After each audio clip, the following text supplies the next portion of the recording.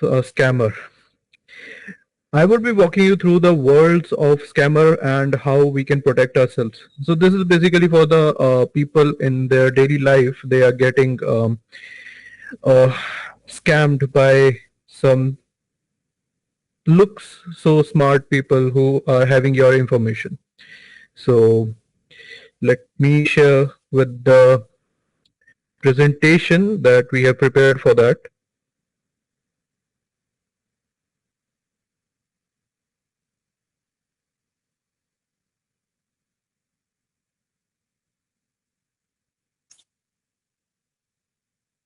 All right, this is with a collaboration we are going through with the Hacktivist University. They also tend to educate people about the cybersecurity threats and the scams. So, okay, since we are keeping in mind that we are going into the mind of a scammer, I would like to ask a question and I would see if somebody can answer that in the chat. We daily receive a kind of a message or a call which offers a something which is unbelievable on the tags of prices, on tags of which is too good to be true, or sometimes it could be a threat as well. So how many times have you received a call in your daily life?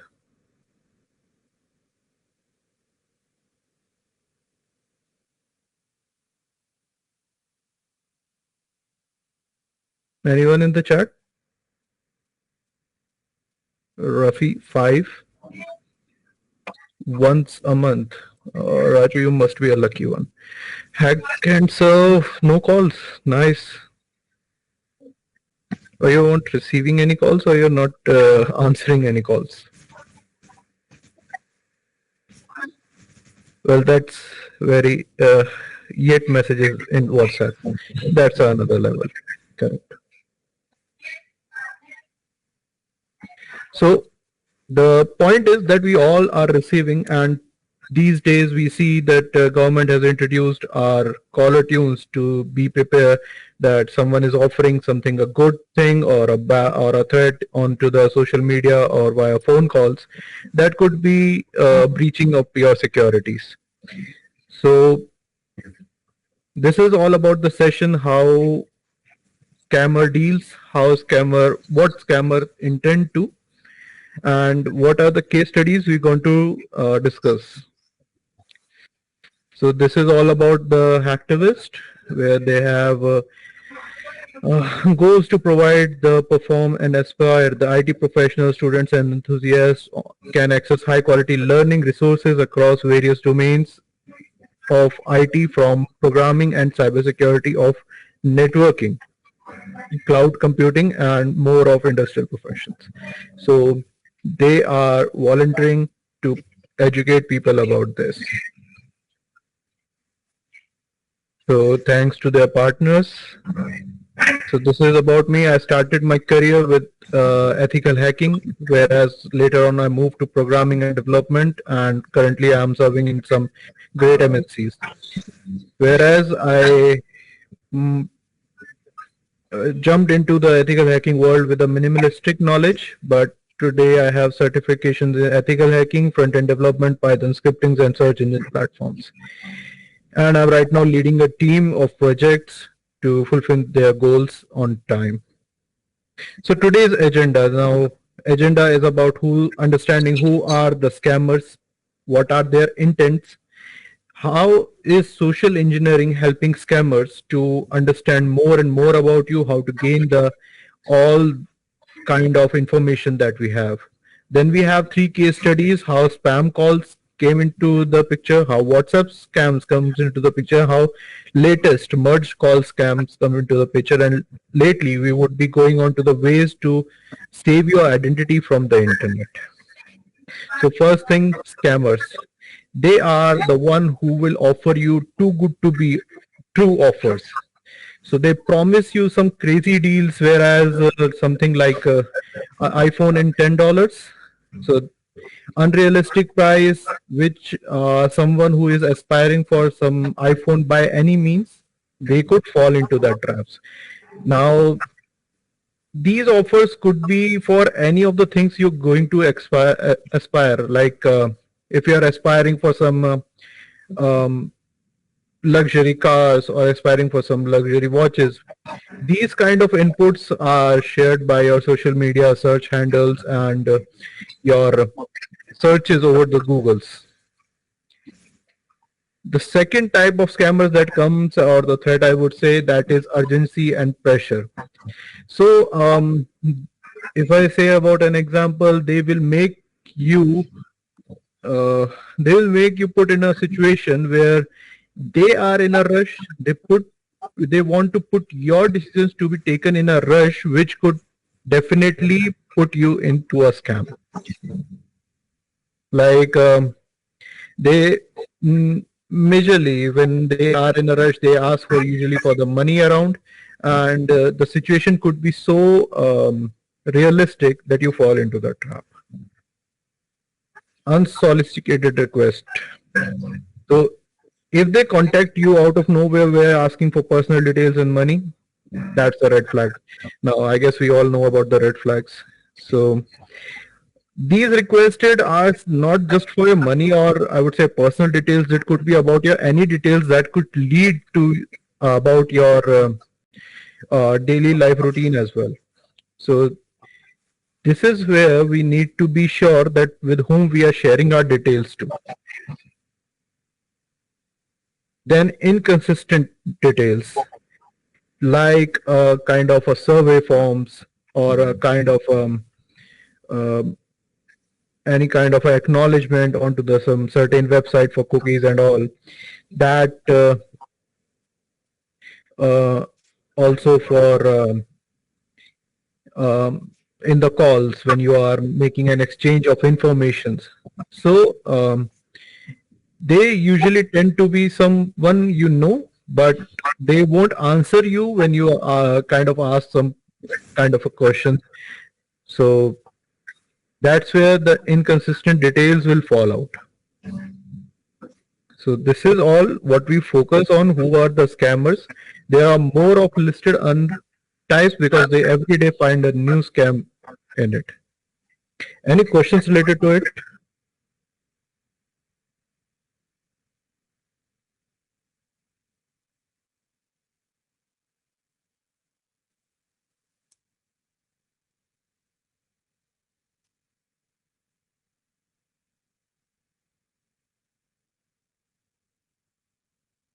Well, so far I see no questions on the chat. Um, all right.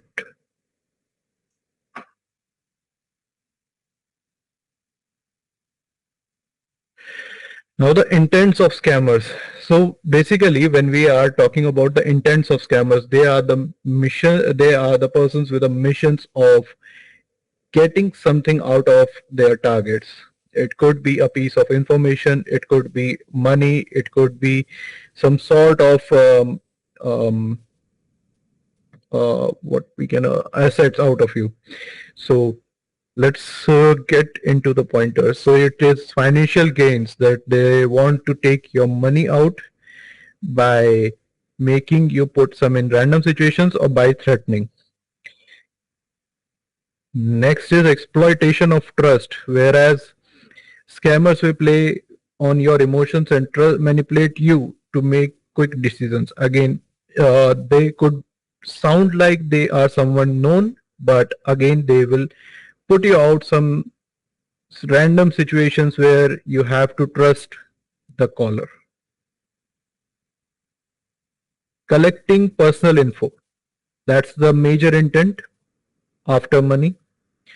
Personal info basically leads the scammer to understand more about you so they can hit you up with the target ultimately to their final goals. Passwords, bank accounts. I just not take passwords of or bank accounts. It could be your emails, WhatsApp, social medias from where they can steal anything. Creating confusions. So that's where also they make things very unclear and also likely to fall, you are likely to fall into the tricks where ultimately they would make their final ransom at the end of the call.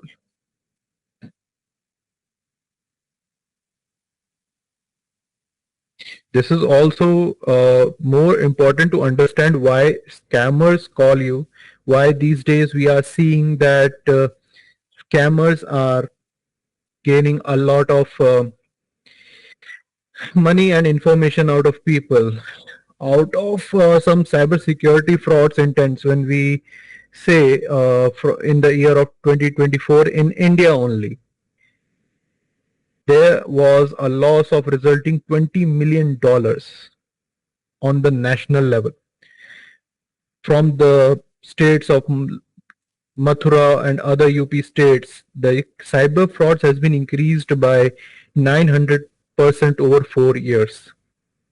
The overall losses, it is about 11,000 crores in the last 6 months of the 2024. So this is somewhere gaining a very good popularity into the news and into the stats as well, because people are likely to fall into the traps because they are not able to find any um, loopholes into the calls, into the scams.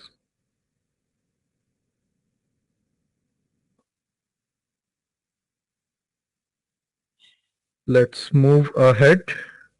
So social engineering, this is one of a key aspect in the cybersecurity, uh, where when you go for any of the trainings of cybersecurity, like in ethical hacking or somewhere, social engineering would take a major point where you get to understand how manipulation of things via conversation works. Social engineering doesn't mean that you are going to through the social media apps or somewhere in the social connections. No, that exactly means that you are making a conversation one to one or one to many, where you're making their decision to be transformed just by communicating. Social engineering is when scammers manipulate people into giving up info or access. So social engineering is somewhere also a good task to make people understand how manipulation works. Also, the information about social engineering would give people an access to understand whether the other person is manipulating your decisions or your information. It is a psychological manipulation. They play with the emotions of fear, urgency, curiosity to get a quick act. Just like in the few past digital arrest, they were just a part of fear and urgency, where the people got into the scam and they paid a lot of ransom. Impersonations. Scammer might pretend to be someone you know, as we are discussing, that once the people makes the statement that I am calling from this and this person state gave me your number to address this particular type of information. Now, when they ask that they are coming from someone known or they are the person someone known, they immediately gets our trust, like a co-worker or family, even in the family members or in relations or in the friends. Now, they would talk very peacefully, and I would say very smoothly for a first 5, 10, 15 minutes. They will gain your trust while communication that okay, this is going on. Now the thing needs to understand is that this particular scammer is having information of both about that person he is being pretending and about yourself as well. So that's why he is able to make a bridge of communication so that he can pretend to be someone else and gain your trust, and later on he will ask for something in the demand and ultimately uh, try to make you fall into a trap. Preying on human nature, they exploit your helpfulness, greed, or desire to avoid conflict to get into what they want. When a scammer is trying to make a communication with you, they would try to see what kind of nature you are possessing right now. If you have a very helpful nature, they try to first access your gains and then make a very large amount of request which your helpful nature could have accepted easily because of the trust again, and that can make you fall into the trap. Again, if you have suppose you are making a call of 5 to 10 minutes and then you have a conflict on some kind of particular point, they would like to enlarge that uh, conflict so that your whole focus is on the conflict, not onto the manipulation they are making using social engineering. Fake authorities, they might claim to be an unofficial authorities. Recent all digital arrest was coming up that we are calling up from so and so police stations or so and so from SHO office, like law enforcement tech support team and other comply. Whereas they see that once you are into the emotion of fear and you are being terrified with the voice they have been sharing, they start manipulating with the emotion of your fear and make you feel like there is something guilt. Case study one we will fall in, but first if there is any questions you can put that into the chat please.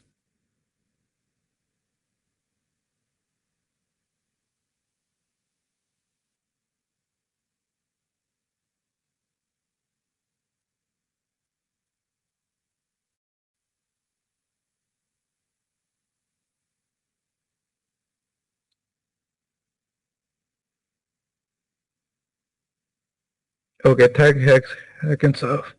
So how do scammers get our information? So Akshat, that about our information, nothing has been in a secured level. You see, our most common link, Aadhaar card, has been somewhere leaked on any of the website. When we go onto any of the website, just to make a normal sign up to access some of the functionality that website is providing free. Imagine you are already giving it signing information to sign up. Once you have already signed up, you have given that information and that's the price of that particular service. Not every price has to be paid into the terms of money. So once you sign up, your information is been there on the database. There was a website, Have I Been Pawned? It's a very famous website which helps you to understand whether your email addresses, especially what I check, that whether your email addresses has already been out or not.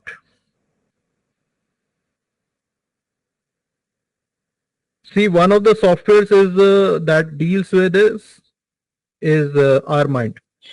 The software, okay, so Mandar is asking, are there any softwares which can help identify scammers? See, scammers know that there are different types of softwares which will identify once you report some number. So after a particular about say 1 or 2 reports, the other people will get a notification that this is a scam call and they won't pick that up. But they are also very smart in that case because they won't call you with the same number again and again. So that's where we fall into a trap because the numbers could have been a genuine one. Chirag, so how to clear your footprints from any websites that you are visiting from the footprint won't be tracked about the sensitive information? Yeah, this is a nice question, Chirag, that how do we keep our information safe? I'll come back to that question on the last slide because that's all about how we protect our virtual identity from the internet. Sure, Chirag. I'll make sure I answer this question.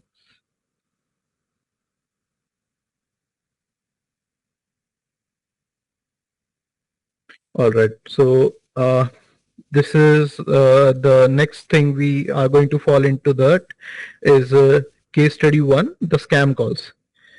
See, the scam calls are majorly intended, since we are talking all about the session, they are intended to make an emotion of panic, intend to lose the decision-making ability. So when people lose the decision-making ability, whatever the first option strikes to their mind is found to be the correct one. In the recent digital arrest, whenever a person calling as a authority of Indian law enforcement or somewhere, he firstly makes you understand that how critical is the situation is. So let's would be taking an example. A person gets a call while he is out of his state or somewhere else that hello, I'm calling from the SHO office of, let's say, Delhi, and we have arrested someone important from your home. Like, say, we have arrested your brother in the case of road rampage murder, and he has been sentenced to the imprisonment.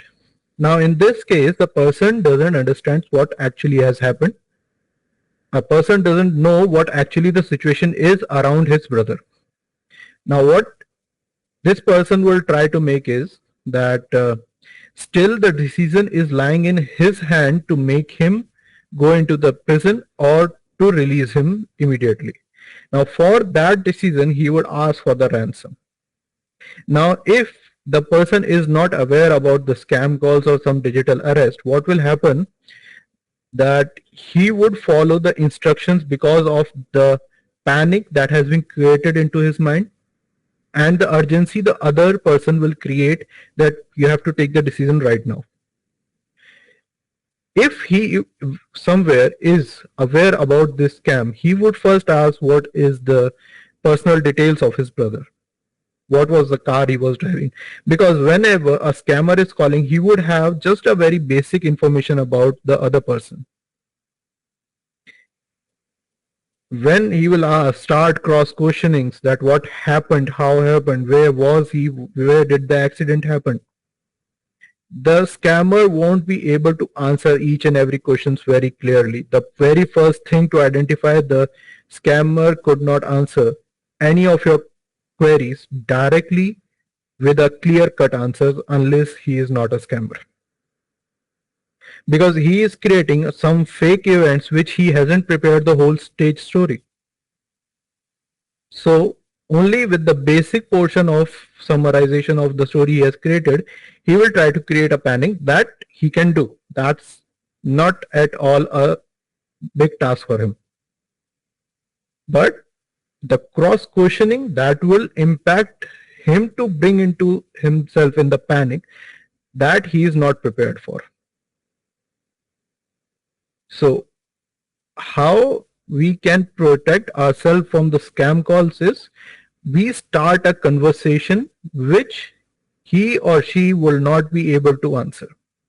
They have a very limited range of softwares which pretend to be in the creating a background nature or background noises that you feel like they are calling from certain and certain uh, authorities. Like if they are saying they are calling from SHOs, so they will create a background noise of environment that feels like that they are calling from SHO directly. So you cannot be trusting that noise as well. But only the cross questioning, the conversations, as long as the conversation you make, you would be able to get the answer that how is this a scam called or not.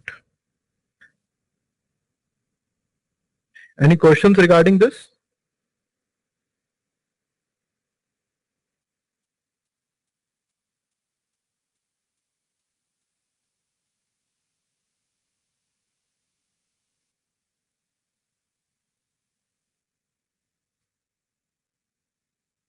I guess so, no. All right. So moving on to the second scam. So this is very interesting scam which includes the WhatsApp and which includes your emails as well. So this is somewhere which will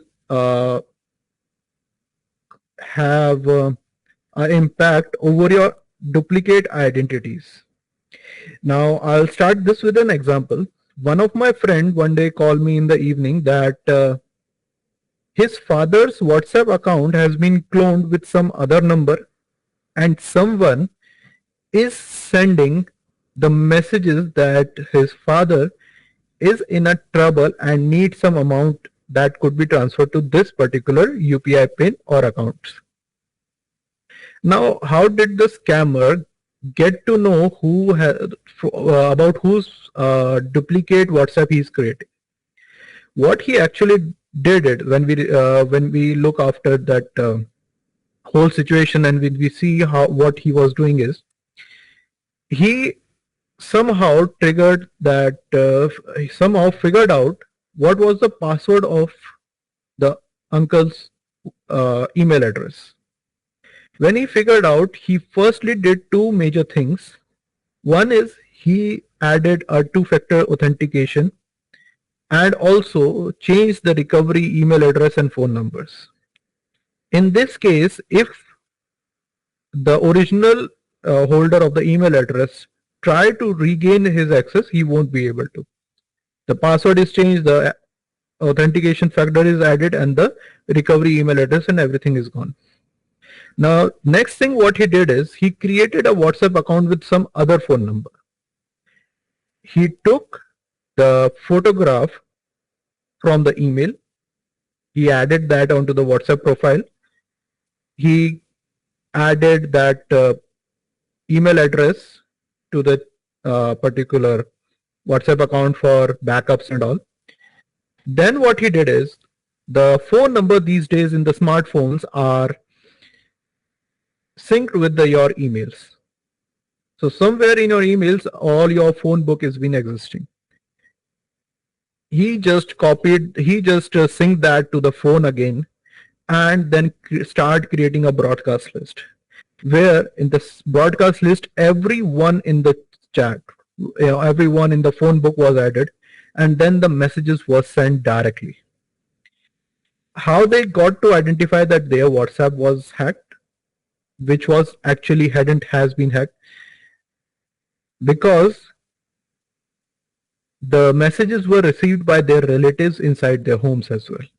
However, they know that the phone number is not very familiar with them. So again, they immediately found that issue. Now, the question here comes is that how this email and WhatsApp, how did people share the money? Because they shared about near about, if I say, 1.5 lakhs to that person, the scammer, and then they make a contact back to the uncle that we have shared you money, did you receive it? Now what mistake was there is they received the message from very unknown chat. Now since they have received a very unknown chat, but they were liable to the photograph they are watching on the profile. They were very loyal to that friendship, and they were loyal to as a relation as well. They transferred small amounts, about 10k, 15k, 20k, and about 45k as well, which lead to this 1.5 lakh amount that they have paid collectively. But some people who were saying that this numbers is being very unfamiliar, they first directly called to that original owner on their existing number. Instead, they could have called the person itself. Yeah, exactly. Some people do that, but before that, some people were so loyal and so say trustworthy that they directly transferred, because uncle was having a very great image. So that's why when we say about your emails, how secure your email should be, it should be damn secure. Reason being, your emails are synced with your phones and they contained a lot of information. That synchronizations can be controlled on Gmail, but a normal user never look after the settings. So that's why we say two-factor authentications about the syncing whatever information your emails are syncing. Not just email. These days, many of the social media applications like Instagram, Facebook, WhatsApp, they are checking up on your little things what you are searching. They can be takeover as well if you don't put two-factor authentication, because every time when you will logging onto some device, it should share two-factor authentication. Otherwise, you won't get any notification once someone else take over it. Any more questions?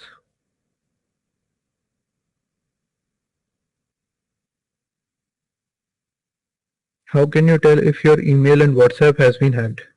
See, one website I have already shared. Have I been pawned? I'll share that the email. Uh, have I been pawned? This website, you can check whether your email has been hacked, or basically this website gives you an insight whether your email has been uh, breach into any of your data leaks, because a lot of data leaks has happened till now. In any of the data leaks, if the breach has happened, this would let you know.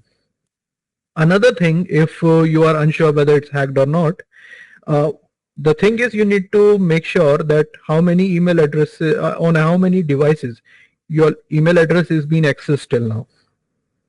Uh, likewise, I am using my Gmail on my phone and on my system. So the location that would be one of Delhi.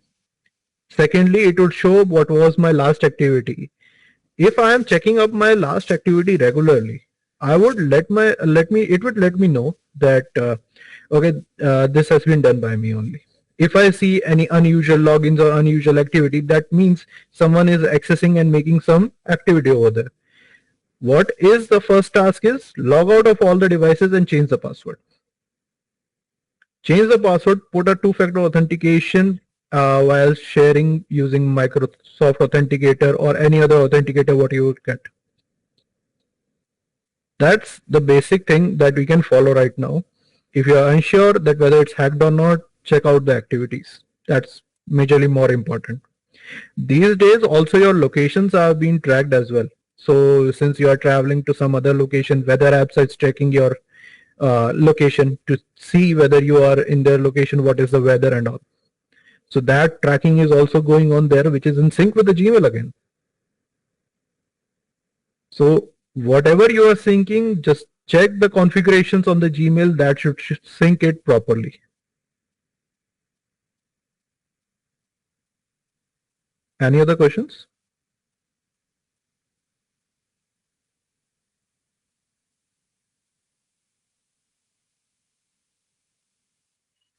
All right, let's take this case study 3, which is the latest scam that has a fewer cases, but soon it could go on the large scale as well. So merge skull cams. Now imagine that uh, someone, let's say my father is having a business. Okay. Now what my father is doing is actually he is into some insurance or something.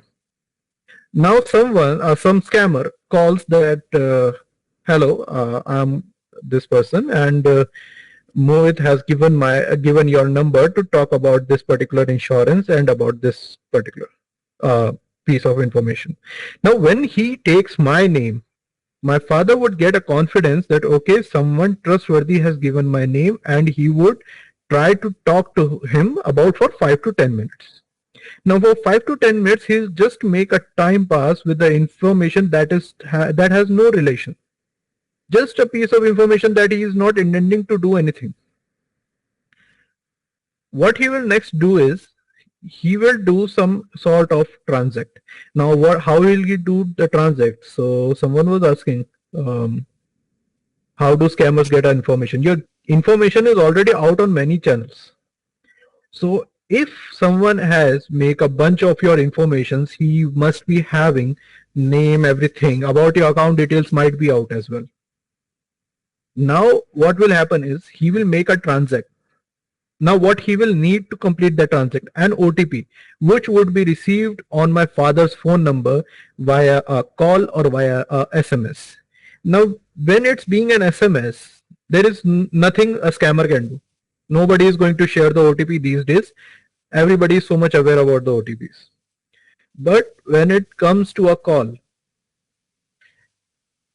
it will directly initiate a call, whether you are busy or something, it will come to your phone. Now what scammer would try to intend, because he has gained some confidence on him from my father. So what he will ask is that Mohit is calling from some office number. Kindly connect and sync it so he can also say something about this. Once the call is merged, Within the first 7, 8, or I'd say max 10 seconds, an OTP would be speak by an automated system. Now, once that OTP has been shared, due to that call has been merged, every person on the merged call would listen that OTP. Now, once that OTP has been heard by the scammer, he directly input that on the particular system and make the transact. Now, till the moment my father would analyze that what has happened, the call has been deducted and the money has been gone. Because we know that ultimately we could track that particular account number, that transaction has been gone to the further cases. So this is something I have heard 2 cases right now that merge call has happened like this. And now how to save this? The main agenda, how to save from this type of call scam is whether a person calling and making you say I am this person, or I am calling on behalf of this person, or this person has given me your number. Never to trust any of the unknown numbers until you verify the whole particular portion. If someone is calling my father that okay, this person has given me a number, he would directly text me or call me first, and call me on the number that he is known about, that is saved in his phone book. That's where the merged call scams could be stopped to a particular extent, but cannot be stopped 100% because people are falling into a trap very easily these days. Any questions regarding this case study 3?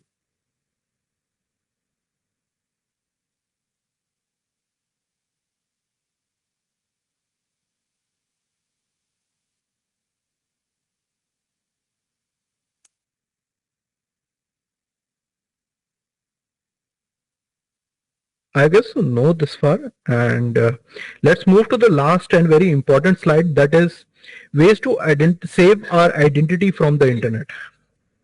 I guess Chirag Jindal faced a question how to save our identity, clear the footprints from any website. So let's go with that.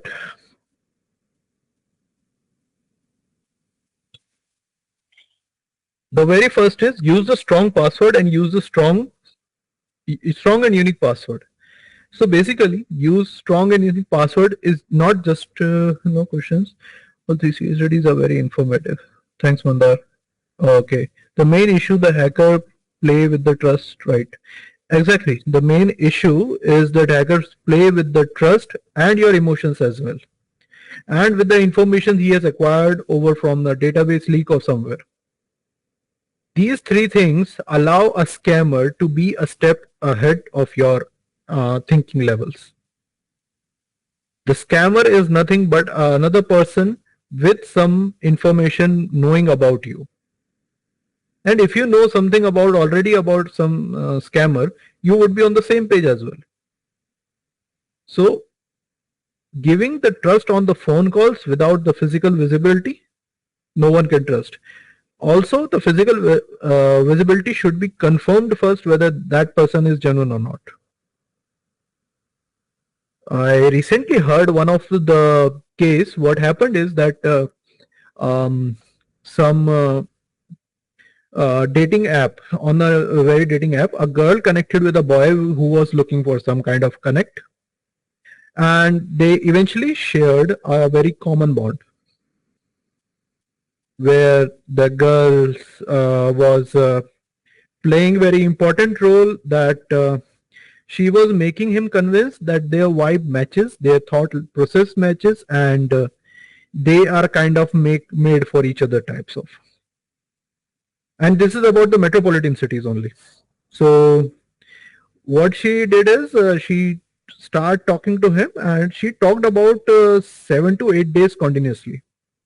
The 10th day, the girl or boy, they texted each other that let's meet up on the some like delightful place and have a coffee or a dinner together.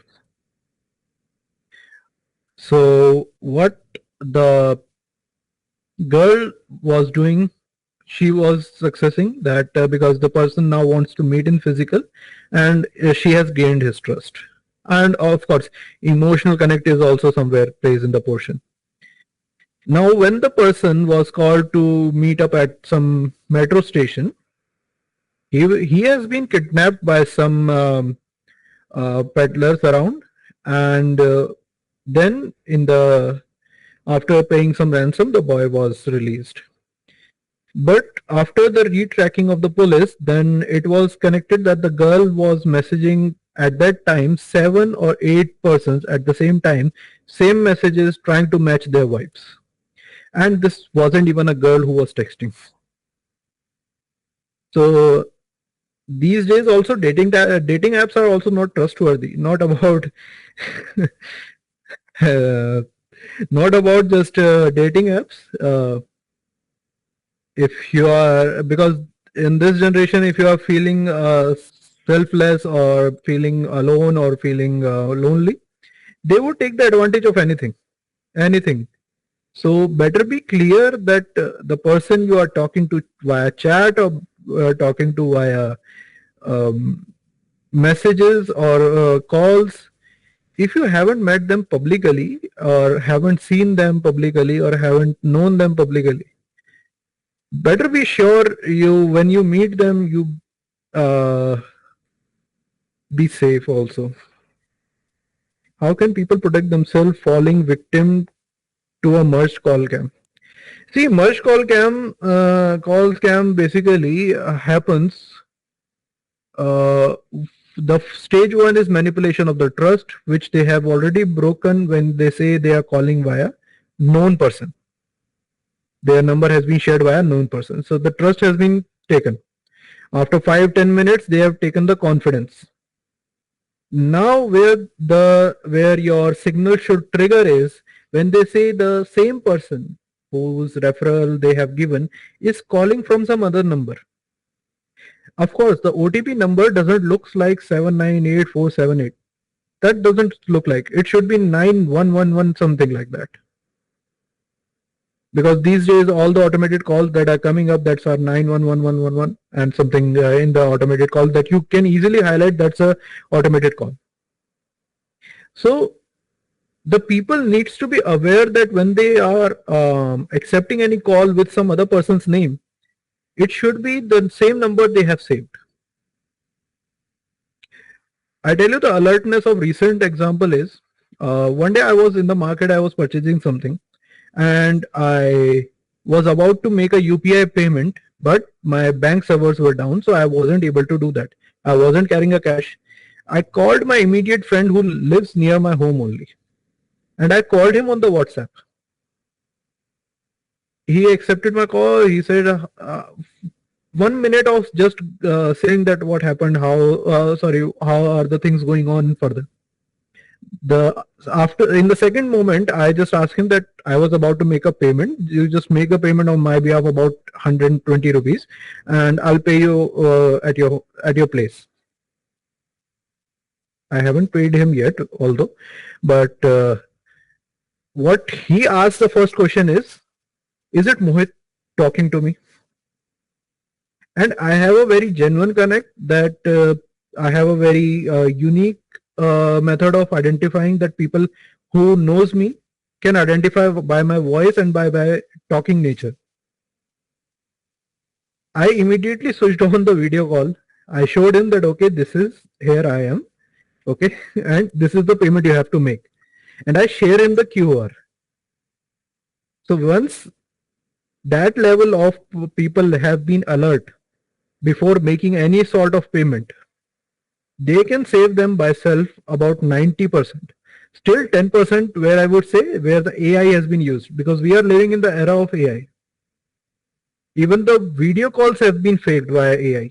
So it's 10% of things that can be scammed, but that can also be managed if people have to go to another level of alertness.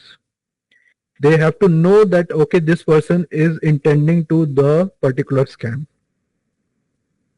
It's the alertness of mind. I can give the endless case studies. Still my phone would be having the newspaper cuttings and all, which would having that how many ransom has been paid via digital arrest. Okay, but point of saying is the whole point of this particular webinar is the alertness of mind, when you are alerted that okay, this person is not the real one, he is a scammer, he's calling for some kind of information, or he's calling for some kind of money, and he's not genuine person I know, you are safe. If you are alerted by your minds, if you are alerted by the nature of other people, you are better be safe at any ways. Any other questions, Ravi, Kiran?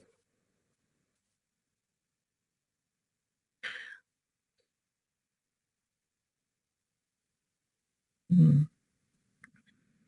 Uh, Thank you. All right. So ways again, unique passwords, and just not the unique passwords of any of the particular. If I say wherever you're using your passwords, just try to be something that you forget easily. Let's say I take the example of my Wi-Fi password. It is some random numbers that doesn't make any sense. It could have the special characters of parenthesis, plus sign, equal to. Reason being, I do not remember it what it has. Everybody, someone asks that I need your Wi-Fi password. I just show him the QR and scan it. And also, the reason being that I do not remember my password is because it is somewhere that cannot be easily cracked. When this much level of special characters have been introduced, it's not easy. I'm not saying it's not impossible. It is not easy. With that also, I have an example that one of my neighbor is having a Wi-Fi password from last 2001 because their password is 23012001. And of course, I know because I was practicing it. Now, since 2001, they haven't changed their Wi-Fi password. They have changed their broadband by twice, but not the password. I don't know why, because it's easy to answer, but I don't know why they haven't changed. Now, the threat that comes with the Wi-Fi is somebody sitting in the range and analyzing your data packets. He would analyze what you are right now seeing. He could manipulate the data that you are receiving on your end. Suppose you are requesting for some BMW cars. You have sent the request. Now receiving data packet could come up with a Mercedes. That type of manipulation can be done with your Wi-Fi packets. That's called the sniffings. So that's where keep the some kind of Wi-Fi. Also not the just Wi-Fi your admin router password. When you say the admin passwords of your router, that is the IP address is 192.168.01. That's a local IP address of your router. Now once you log in, most of the cases of tender Wi-Fi passwords are admin. Nobody changes that. Now the impact is once someone accesses your Wi-Fi password, he then accesses your Wi-Fi admin page, types in admin, he's logged in. Now he can see how many devices are connected, which devices are currently accessing the internet right now, what data packets have been shared, and he can also change up with the security, even the format your router. The Wi-Fi cracking nowadays have become way easier, like tools like John the Ripper and air cracking tools. Yeah, that's correct. That's easier. But the by the way, when I cracked my neighbor's Wi-Fi password, it was air cracking tool only. But the problem is that they are keeping so simple strings. I still have that screen recording. When I cracked it, it was nearly 8 seconds. Like how much did you time to take 8 numerical letters to identify? John the Ripper also would take some time. When the string is long of the password and there is very complexity that there is no matching against it, it would be long. I still have one of the from my ethical hacking school only. When I was studying, I was given with a kind of a toolkit. In that toolkit, there is a 64 MB file. Now what that 64 MB zip file contains is one notepad file. If I unzip it, it would take 3 hours. From my system, it would take 3 hours to unzip. Reason being, that's a 28 GB text file, notepad file, 28 GBs. Because it holds characters of near about 8 to 10 or some combinations which holds all kind of alphabets, all kinds of numbers, all kinds of special characters that can be included. Now, when this much amount of, you see, 24, 28 GBs of file you run with the air cracking tool, it will take near about months to crack the final password, because it will start sending continuous sendings. The processor got busy. You need a very good supercomputer for that. So it is easier nowadays to crack the passwords. But again, if you have kept a very difficult password that even you have forgotten, you might be on a safer end. Also keep checking with your admin pages. You would get to know how many devices are connected. Alright, I think something I spoke more about this. Okay, let's come to this two-factor authentication. Again, an extra layer of code that sends your phone or second line of defense. When we say the second line of defense is because once somebody even guesses your password, he won't have the same authentication key to join and log into the particular email address. Because your authentication key, once linked with your account, it would send the information to your phone, and your phone will then verify via your activity. If there is no two-factor authentication, after the entering the password, it's directly sign into your Gmail, or not just Gmail. It could be Outlook or any other email address as well. That's why in the corporates, why there are multi-level of securities, because they do not want their data to be breached by any one of the devices. They are continuously using authenticators. Microsoft Authenticator is there, any other authenticator, VIP access, other many authenticators are there. Normal person also should use the authenticators to verify the information or verify their logins. Okay, this might feel that one step has been added to just sign in, but it's just for the security. Today, security is more preferred to the hard work you're making to assign in.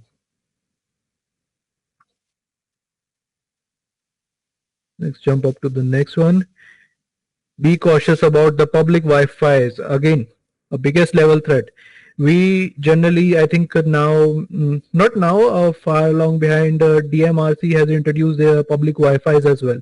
DMRC basically refers to the Delhi Metro Rail Corporation, where they get to know that when the metro trains are going underground, people are going the networkless completely, because underground phone networks doesn't work. So they started providing some Wi-Fi with the public network you can access. For that also, you need to first sign up with your phone numbers or with your email addresses. You'll get a OTP. You need to sign in. Once you sign in, you have a 10-minute session of accessing the internet. And not so good internet. It's near about 510 Mbps and MB small.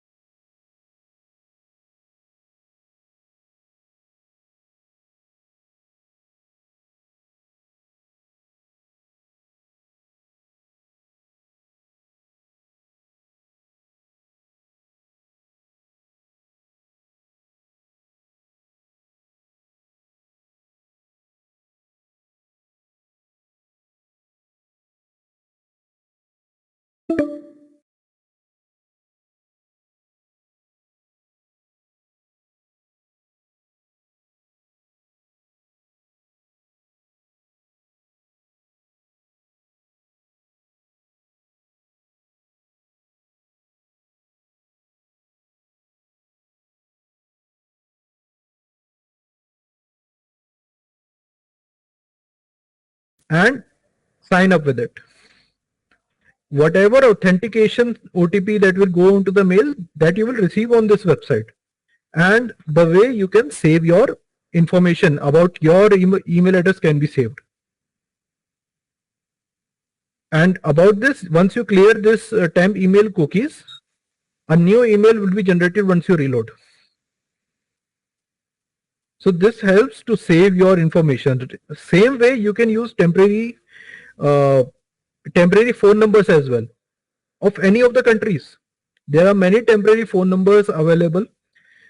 There are a kind of a small SMS box available below that.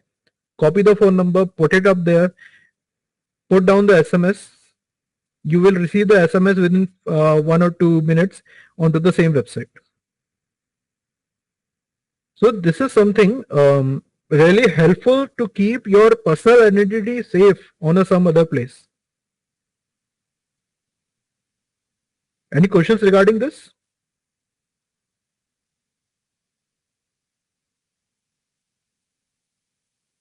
Any reactions? Thumbs up, thumbs down, punches, anything? Thank you so much. All right. To the very last point that I already talked about is regularly monitoring your accounts. It's just not your bank accounts, your online accounts, your offline accounts as well, like your sorry, not offline, that your email accounts as well. Because when you are not taking care of your email accounts, about your activities your Gmail is making, your activities your Outlook is making, and not taking care about somebody if would have already taken access a long time ago, you won't able to see his activities. You can't able to see the monitoring. So this is where a regular monitoring checks should be done in your any free time. Do it weekly twice, weekly once at least. Able to understand that how much information you are getting from your activities. Turn off your location activities, because people are if the location activities is tracking, you are getting to know where you are going daily. That also gives the people insight that what kind of what kind of places you are visiting, what kind of content you can be let's say attracted to. So we need to be aware by ourselves. How can we save our real identity from the digital world? In today's era, giving out a digital identity is like giving out your information, your photographs, your face looks, and AI model could generate a scam about you. That simple as that. So I think we come to the last of our presentation here, and that's where the things end. I would like to answer any questions about any other scams or something. Location should be, I would say location should be turned on in case you're using, suppose you're using the Google Maps. You want to go somewhere, but that Google Maps activity should not be tracked. This is something related to, I don't know, he's there, Rohan Mathur. He is there. If he would be there, he might share with on the LinkedIn as well. The whole session, I think it should be. I think you can comment out onto the same post of invite that you need. That's again their decision.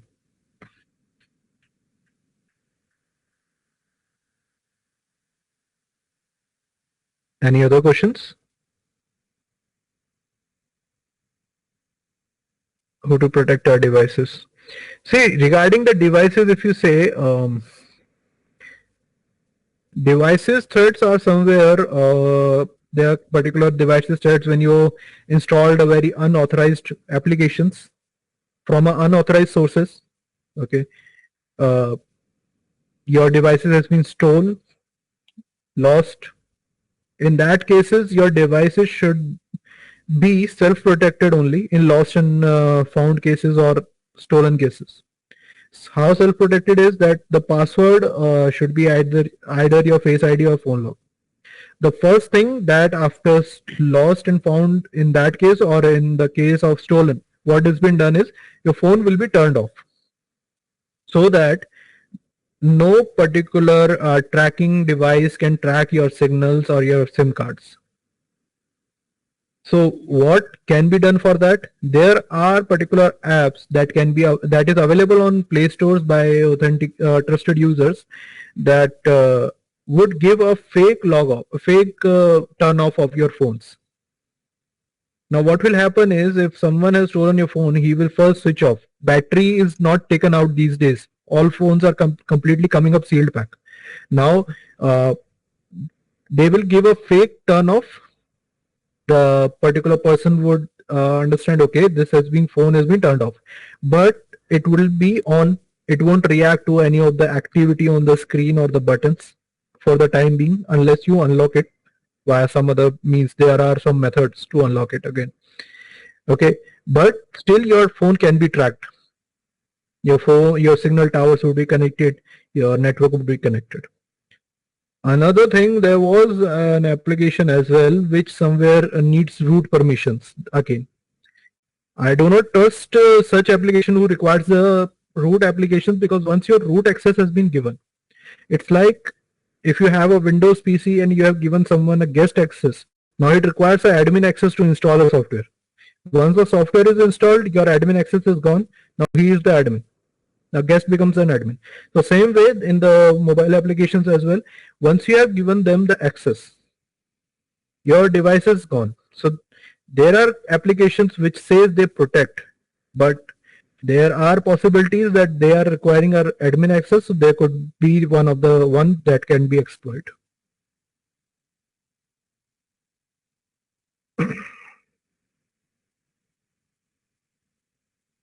So can I connect with you on inline if it's okay? Yeah, no problem.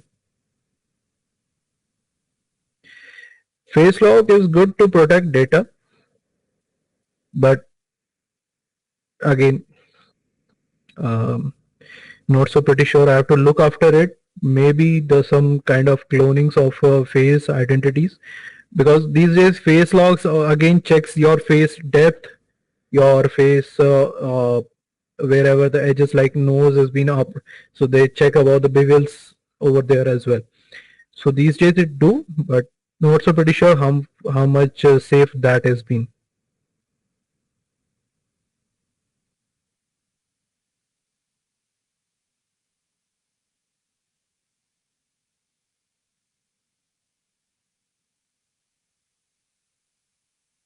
I guess so. No other questions. So let's wrap up. Thank you all for the joining, and thank you for taking your time out and knowing about the scammers.